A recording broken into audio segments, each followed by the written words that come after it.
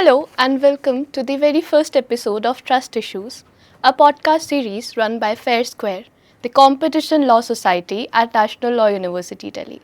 I am Chaitanya and Fair Square is a group of students running Competition Law Society. We seek to bring to you discussions and evolving contemporary issues in the field of competition law. Discussions that should be mainstream and that should be at the tip of your tongue. And we seek to do this by bringing academicians, practitioners, and industry together. One such pressing issue is the CCI's penalty regime. We know for a fact that calculation of penalties for any client and as a lawyer is a very important task within competition law. The CCI's penalty regime has been at the core of debate ever since the Excel crop care case and then the subsequent 2023 amendment to the competition law. And worry not, because today I have with me a seasoned expert in the field of competition law. Welcome, sir. I have with me today Mr. Toshit Shandilya. Mr. Shandilya is a partner in the Delhi office of AZB Partners. He has also been a board of advisors for Fair Square, presenting a guiding light for us in everything and every endeavor that we seek to bring forward. Sir has over a decade of experience in competition law, including merger control and antitrust sites.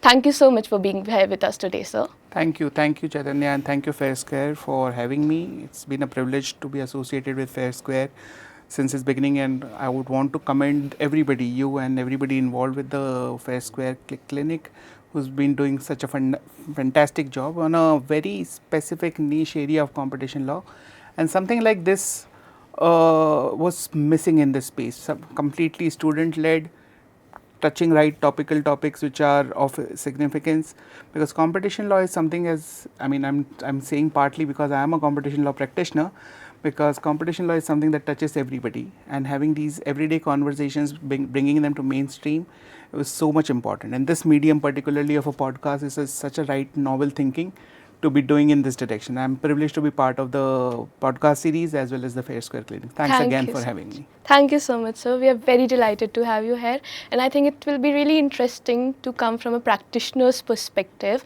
because as lawyers, I think money matters the most for our clients. And to see how it actually impacts our practice would be a very interesting conversation. Before we go into the nuances, let us take a step back into the statutory framework that we have.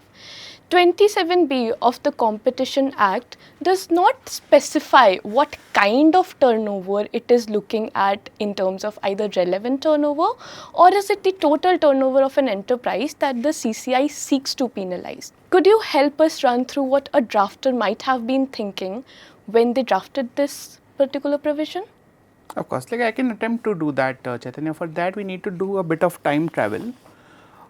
Competition Act was written in 2002. Discussions started probably a couple of years back when Raghavan committee was there, and they must be deliberating on provisions and trying to make a whole policy shift from the earlier MRTP regime to modern competition law regime in light of the liberalization and modernization of the Indian economy. Now, in that time frame, I think the penalty part, or punishment or punitive part of things, must have been a critical component of it, because the whole idea was to support the economy, let competition foster in the market, and one of the tools to maintain and ensure that happens was the penalty and the punitive part of it. Now, in that backdrop, back in that time, for the benefit of the audience, I think the point that you have covered is the legislation used and continues to use the word turnover without any qualifiers. And the whole issue was probably a deliberate issue to leave it to the people who was going to enforce the Competition Act. That flexibility was probably intentional, to leave it to the wisdom of the people who will run the show, which is the competition authority, to see in what circumstances, what amount, and against whom the penalty should be there. And turnover was the base of it. So, in my understanding, that opening was deliberate and perhaps given from a perspective of giving flexibility to the regulator to measure it and modulate it based on case by case. Right, sir. And then that naturally gives rise to a question that what was the penalty designed to be attached to? Because then if it's an enterprise who is sought to be penalized, it should naturally be the total turnover as compared to the relevant turnover of the product. So that actually became a practical aspect of it. So when you look at it strictly from a statutory interpretation perspective, if I recall correctly, section 27 says turnover of the enterprise. So any enterprise who has violated competition law, that turnover should be the base for determining the penalty. That's going by the strict interpretation. But the flexibility that I was talking about was more from a purposive interpretation of the act, and try and see what part of infringement do you want to correct. And taking a step back, what is the purpose of a penalty? Purpose of a penalty is deterrence. At the same time, there is a duty and obligation on the authority and the government to balance deterrence with some sort of deterrence with the economic health of the enterprise. So in that backdrop, if I can use a simpler analogy, if there is a supermarket who must be doing some anti-competitive practices, let's take overpricing of one particular product, for example, say, some sort of a crockery, will it be right to penalize them from the justified money that they have earned from by selling, say, washing powders and maybe clothes and apparels and everything and the groceries? So that was the problem. So if you look at strictly by the statute, you take turnover of the enterprise, you will take the turnover of the entire turnover of the supermarket. But what is it that you want to attack? His wrongdoing. His wrongdoing was limited to one particular product, one particular segment. That's where that flexibility should have been applied in favor of the thing, and that would have ultimately addressed the problem, because punishment is targeted towards one particular harm. I'll take an even simpler example. We have many laws in this country. I may have jumped a red light today. You will give me a challan for doing that wrong. You will not hang me, right? So you have done wrong towards that part. You can't tell me, no, there is a capital punishment prescribed under BNS. So there could be a penalty for you to do that, so that there is deterrence. Other people will not jump the red light. That's where the entire concept of proportionality comes in. Right, sir. And I think it's a very big, very great background for our audience to then understand where Excel Crop Care case also comes from.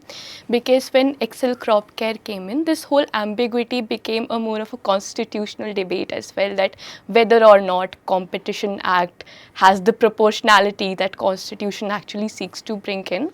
And which is where my next question comes from, that Excel Crop seemed more like a proportionality, constitutional principle based case rather than just a strict or statutory interpretation for a statute. Can you tell us how that case shifted perspectives for us? An excellent question, Chaitanya. Thank you for this. Formally speaking, Excel Crop Care was a statutory interpretation case, because the parties who were penalized for alleged cartel, not anymore, now they were penalized for cartel, they challenged the interpretation of word turnover, because probably they cartelized in one product segment or one particular tender, and they were penalized for the entire turnover of the enterprise. They were challenging the interpretation of turnover, which is what we were talking a few minutes back. But in reality, it became a foundation for doctrinal setting of penalty jurisprudence in India for competition law. So the Excel Crop Care is an important case, because that brought in the principle of constitutional proportionality to the competition law circles in debate about the punitive part of the Competition Act. To go back to your question, what was Excel trying to address? Excel Crop Care was trying to address the issue of the unjust enrichment part plus fair enrichment part. So you could see an enterprise as a whole who has done some unjust enrichment probably in one part of it, that's the violation of Competition Act, but should that be extended to the fair dealings of that enterprise, right? Right. And if I could recall Supreme Court's interpretation, Supreme Court did a fabulous job of applying this constitutional proportionality principle to it. Probably what Supreme Court was thinking, that competition law penalty should not become the economic capital punishment for the enterprise. If I recall correctly, the phrase used was that it should not result into death of the enterprise or something, right? So yeah, so they were trying to look at it from the perspective of that penalty should not kill the enterprise, and that's how you achieve the balance. You deter the deter the wrongdoing and wrongdoing enterprise. At the same time, preserve the economic health, because what do you want? What is at the end of the day, what do you want? You want something wrong to be discontinued, send a message to the rest of the world that this wrong should not be done, and that's it. Let everybody else then carry on and do their job. Right, sir. So I think one of the very interesting arguments that CCI also put forward was that penalty is designed to target a person or an enterprise. It is not designed to just target a product, because that would then limit how much punitive measures CCI can take. Do you think that argument would have sustained for long? We have the result now. So it didn't. Yeah. It didn't, because ultimately we are working under rule of law, and Supreme Court rightly, put those fetters around it to say that if there is a broad flexibility given to you under the statute, it should stay away from arbitrariness. And that's why Excel Crop Care was bringing in all the constitutional principles: proportionality, no arbitrariness. There has to be some sort of some sort of a predictability from a business perspective. What is it that we are talking about? We have heard of these frames like ease of doing business, etc. For an enterprise, what matters is predictability. If they know that if I do X wrong, this is what I'm signing up for. Right, sir.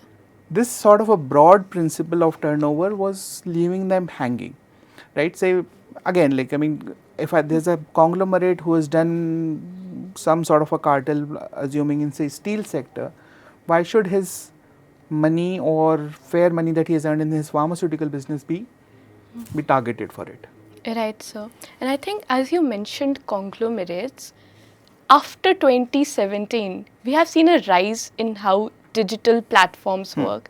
They are conglomerates in their own sense, which brings me to my next question, that digital competition was unprecedented in its own ways.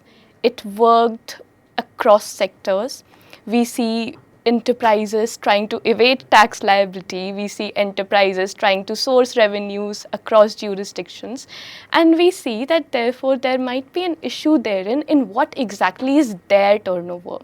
So when I look at just digital enterprises, and cases like matrimony, cases like Nagrik Chetna Manch have sufficiently warned that any enterprise can easily evade this relevant turnover threshold by simply claiming that it does not have enough relevant turnover in the jurisdiction per se. So how does digital enterprises and digital competition play out in the light of Excel Crop, and what are the lessons that we need to learn? It's an interesting question, Chaitanya. See, there is some sort of a maybe fair concern where determination of relevant turnover may become not so easy. I'm deliberately using not using the word difficult. It may not be as straightforward. Like in traditional senses, you have a pharmaceutical turnover and you have a steel turnover. In digital enterprise, some cases may be more than others. When incomes are intertwined, cross-dependent, multi-sided markets, maybe the question of what is the relevant turnover may become not so obvious or not so easy. But at a more fundamental level, when you have a issue like this, I think what needs to evolve or change is the perspective and not a doctrinal shift, is my view. And that is what Indian authority has done. Once they accepted and they had to accept the Excel crop relevant turnover principle, what we also need to understand is this relevant turnover concept is also not set in stone, right? Like it's also a guidance. It's just all it does is that it puts in place the proportionality, but also at the same time leaves room for interpretation, leaves room for determination more importantly, right? And that goes back to the point that I was trying to make. Maybe the question in a digital market scenario of what is a relevant turnover may not be as obvious. That is where you might have to do that extra exercise to understand, okay, what is the harm, what is the violation that I have found, where is the revenue coming from. It may not be coming directly from the product from where the alleged abuse has emerged, but in what all areas that abuse would have crossed and probably made some sort of money for them. So, get that, do that arithmetic, do that change, and then try to understand. Because at a more fundamental level, penalty is not just about deterrence and sending a message. It's also at the end of the day boils down to the economic credibility of what an institution is, right? And more at a more larger level, how the government is looking at it and how rule of law works. So, I think the point is, it's not, if for you to be a credible regulator, it's not just good enough for you to catch the wrongdoing, but also to punish them fairly, right? So the answer could not be, convenience could not be an answer, right? In other words, the long and short of this entire long-winded answer that I tried to give here is that yes, it may be difficult, but difficulty is not a defense for you to move away from a doctrine evolving from a constitutional principle of proportionality. Right, sir. And as you talked about difficulty, we see a lot of times that difficulty does become a ground for decisions that regulators bring about. So, especially in terms of social media platforms, do we see this difficulty in recent trends being a consideration for imposition of penalties? Of course. I mean, right or wrong, Indian authority in a couple of cases has tried to overcome the problem, but again in a more simplistic way. So while they have retained the concept of relevant turnover, while applying the relevant turnover in some of these digital cases itself, they broadened the umbrella beyond the infringing products and infringing issues, giving exactly this justification, which you mentioned in your previous question, that in a digital market everything is intertwined, we don't know how it's going to work, and that's why we apply relevant turnover in this particular case is everything, right? So I think this application is too simplistic. We need to be more sophisticated in terms of, and as a mature regulator, we are not a regulator who has just come into force in a year or two back.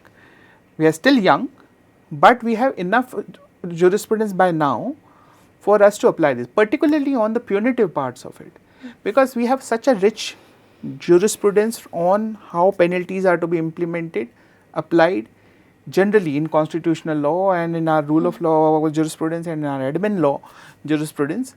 On this part, I think there is some need of more calibrated approach, and which is what I think regulator is getting there. I mean, that's where how jurisprudence developed. I mean, Excel crop came about as part of a jurisprudential development. So I'm sure we are doing. There are certain developments. I'm sure we're going to talk about.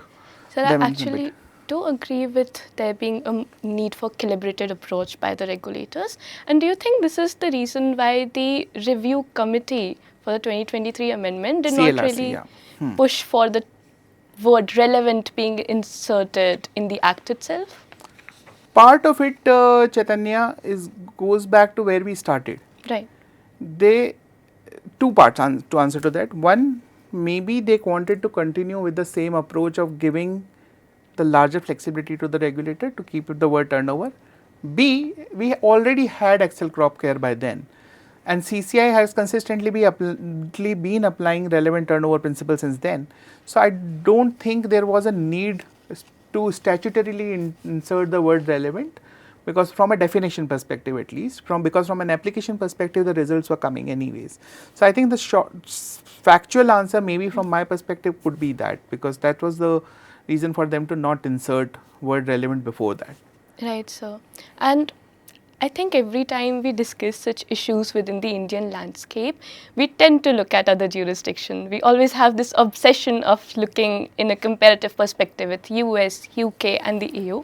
And also because Indian competition jurisprudence draws heavily from the EU's entire competition law jurisprudence, one question that naturally arises is that how do these jurisdictions deal with the penalty related best practices, and what have we done in furtherance of this so to bring ourselves at par with international best practices? So that's a good question, Chaitanya. In terms of our evolution and movement from the time we started applying the concept of penalty, back in the day, when 2002 draft used the word turnover, then Excel made a big tectonic shift in some sense to institutionalize or ingrain the principle of proportionality through relevant turnover concept.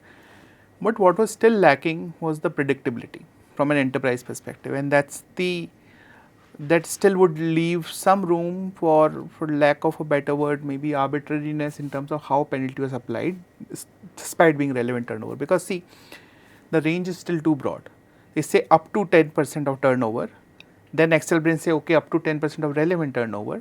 So we still don't know that if I had done a cartel or if I have done some abuse, which probably in my view was never an abuse, but anyways, if I am found to be abusing my possession, I still don't know whether I'll be penalized for 1% of my turnover or 10% of turnover, and that makes a sea change for an enterprise.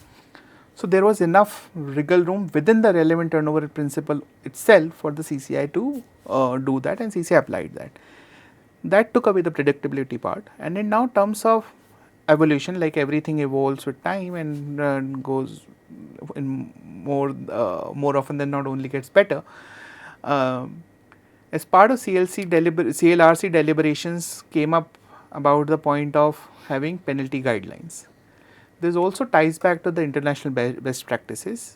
Most mature jurisdictions, including European Union, have some sort of penalty guidelines. What are these guidelines? Guidelines are some sort of not statutory but semi guidance notes issued by the authority themselves about how will they go about it. So if I were to break it down in a more simpler words, if I am the authority, I have already found violation by the enterprise. I have reached the point of relevant turnover. I know, okay, this possibly the steel turnover has to be looked at for period X to Y, and that is where I will now check whether to apply 1% penalty or whether to apply 3% or whether to apply 10%. The guidelines tell what will that percent be, broad indication 1, 3, 10, whatever it is, and that depends on the aggravating and mitigating circumstances. You take relevant turnover as the base, as the starting point, then add or subtract to it by saying that okay, if this guy is a repeat offender, right, it should be counted against him, but this is a first time violation, so it should be looked favorably. There could be some reasons where this guy probably could have been dragged into some sort of a situation without realizing. Third could be a state of economy. If this is a concentrated market, all these factors will help. So what has happened is we now have penalty guidelines. So Competition Commission came up with penalty guidelines I think couple of years back, and this is a pretty good document, a solid document that gives you some idea of how the authority is gonna go about after your penalty, takes into account these aggravating and mitigating circumstances. It in fact goes a point ahead and lists down some of these aggravating and mitigating factors. Of course, they may vary from a case to case basis. There is still some room to have some bespoke understanding of aggravating or mitigating circumstances, but guidelines are solving this problem to a large extent and bringing it closer to our foreign counterparts. So if we can just quickly run through the guidelines, because we know for a fact that jurisdictions like Singapore, EU, UK, they all have this ranked criteria on what should the penalty be based on. They also have a range up to 30% and very differing ranges rather than just a 10% mark. Indian jurisprudence also, Chaitanya, the penalty guidelines that CCI came up with also are on the similar lines, but of course the Indianized version of it. It's a little bit of maths and a little bit of principle. For the purpose of this discussion, I will talk more about principles and maths could be a little more complex and tricky.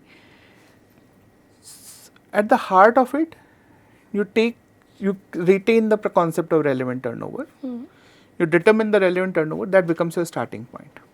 Then you see the conduct of the enterprise in the case. And like I said, some of the factors that I discussed, based on those factors, they will probably add or subtract to it. To what extent will they go up is also somewhere mentioned in those guidelines.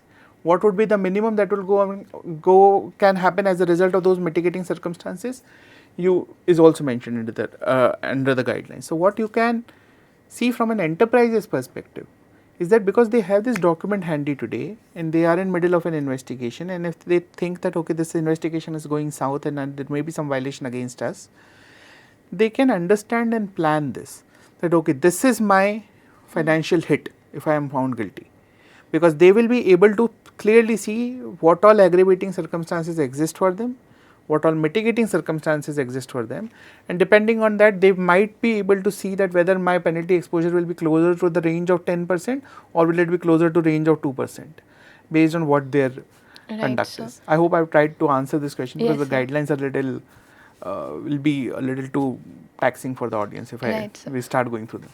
Yes, and I think it also sort of solves the first issue that we had identified, which is about ambiguity. Correct. That I as an enterprise would never know how much I'm supposed to pay ever.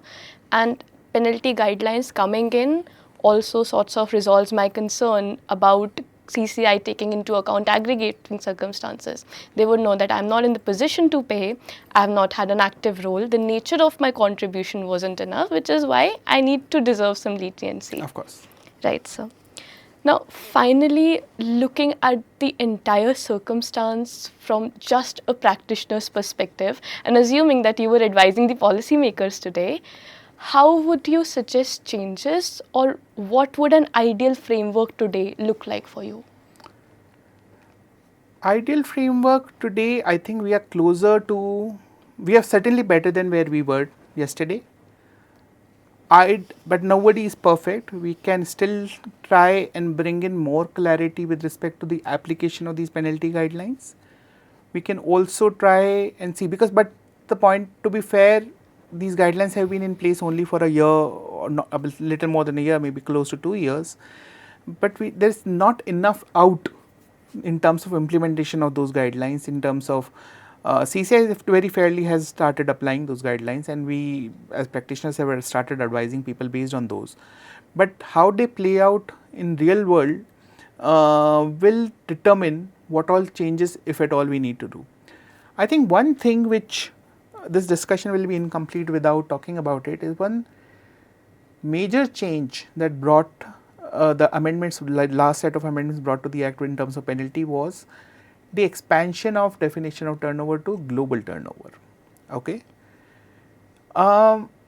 This global turnover, for the benefit of audience to try and maybe simplify it, turnover earlier was defined as the turnover as taken in your profit and loss accounts. Now it says turnover means your global turnover.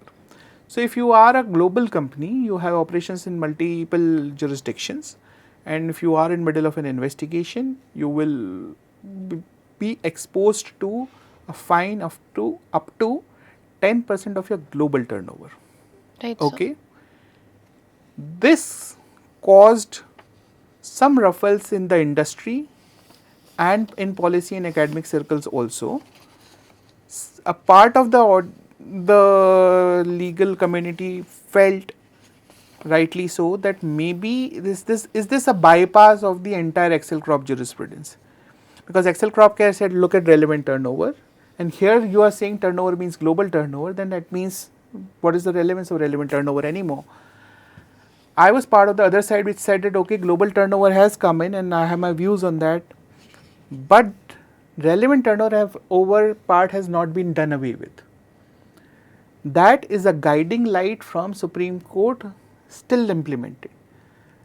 The way I look at it, and if I were to marry these two concepts, global turnover is the legal maximum that the Indian authority can now go up to. Earlier, the legal maximum was probably the Indian turnover. Today, the legal maximum is global turnover. Right. Okay, and relevant turnover continues to be there. So, if you are a global company, I am taking a very simple example for the purposes of understanding. If you are a global company who has operations in India also, and you say you are in the manufacture of, say, I don't know, let's take crockery. You are a global crockery manufacturer, you are selling crockery across the world, you are also selling crockery as part of that business in India. People find your products to be expensive, you are dominant. CCI also agrees, yes, there was excessive pricing in India. They are not likely to go to your global turnover, is my view, because relevant turnover from the Indian competition law perspective will still be Indian turnover, because you probably overcharge the Indian consumers. So, what the Indian authority would want to correct is your behavior in India, and that is how they will apply the relevant turnover into it. Then the natural question comes that why global turnover then? Why global turnover? Probably the answer is to earlier part of discussion that you mentioned, that there may be some enterprises whose turnover is not so obvious to be determined, relevant turnover is not so obvious. There maybe the turnover could go up to global. So, what they have tried to keep, the Indian authority or the government in its wisdom, is to try and expand this flexibility for the authority, to try and see where to what extent they can go up to. But at the same time, I continue to believe, and there are certain cases even after the implementation of this global turnover principle, where CCI has continued to apply the principle of relevant turnover. In other words, if I were to stretch it to the theoretical extreme, today we are living in a world where theoretically and arguably your relevant turnover could be your global turnover. Right. So, that is the change which has happened, and a big one. And of course, the most latest part of it is the much talked about constitutional challenge to this principle itself. One of the companies has challenged the constitutionality of this insertion, Right. saying that Indian authority cannot ever go to global turnover, and that challenge is pending before the courts. I would want to hold my horses till what Right, happens sir. there. Right. So sir. that's where I would leave the global turnover debate at least, or the turnover Right. debate. So I cannot help but also wonder that the challenge that is currently pending does also strike at the heart of jurisdictional questions that CCI does, because obviously we have the concept of territorial jurisdiction forever. So are we also looking at potential developments? Possibly, because I'm not part of the case. But I think one of the grounds is that. Other interesting ground would be, of course, about whether they are bypassing the Excel crop care principle. Right. So, courts will determine and come to a conclusion on in what direction is this going. But this is an interesting one. I mean, whatever side comes victorious out of it, I'm sure the ultimate beneficiary of this will be the jurisprudence. We'll all get enriched Yes, by sir. some sort of guidelines on how and in what direction are we moving. We will indeed get enriched by jurisprudence, and I think it's a really important time for us to also get enriched, and there's a need. Lastly, and as a concluding remark to this discussion, because our audiences are also law students, how would you advise them to go about competition law? As someone who has been in this field for over a decade, how should we approach it? What should be our mindset? And how should we generally look up to the field? Okay, it can be a very long answer, it can be a very short answer. I would try to strike a balance in the interest of this entire conversation. See, the heart of this conversation has been about striking a balance. If somebody is interested in competition law, they need to understand why are they interested in the competition law. There could be multiple reasons.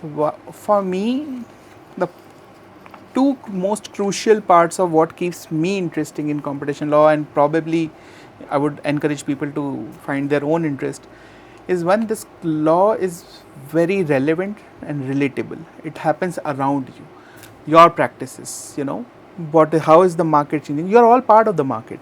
So we know, we realize what is the price change which is happening, why is this product there, why is there a shop or a boutique store open right next to another boutique store, what is the strategy.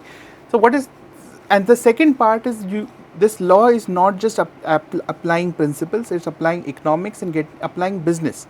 So what keeps me interesting is the dynamics of, say, an aviation business, and the dynamics of a digital market, and dynamics of a steel industry, business dynamics I would mean, are very different. And you can only apply competition law to these fields by understanding their business. So it's always something new which is happening, and the pace at which the markets are evolving, changing. In my short tenure of practicing competition law, markets have changed, and because that's part of the process, and that's where I think my interest lies. To what a student should be doing, can be doing, find your interest, number one. Number two, be abreast of what is happening. Be aware what is happening around you. What are the changes which are happening? What are the things that you would be interested in? Query. That inquisitiveness, the genuine curiosity and inquisitiveness of a lawyer, I think generally applies to the field of law, but in competition law you apply that lens, and then you will start genuinely questioning everything. Okay, why is this product which was available for, say, 100 rupees till yesterday suddenly gone to 80 rupees? Is there another competitor in the market?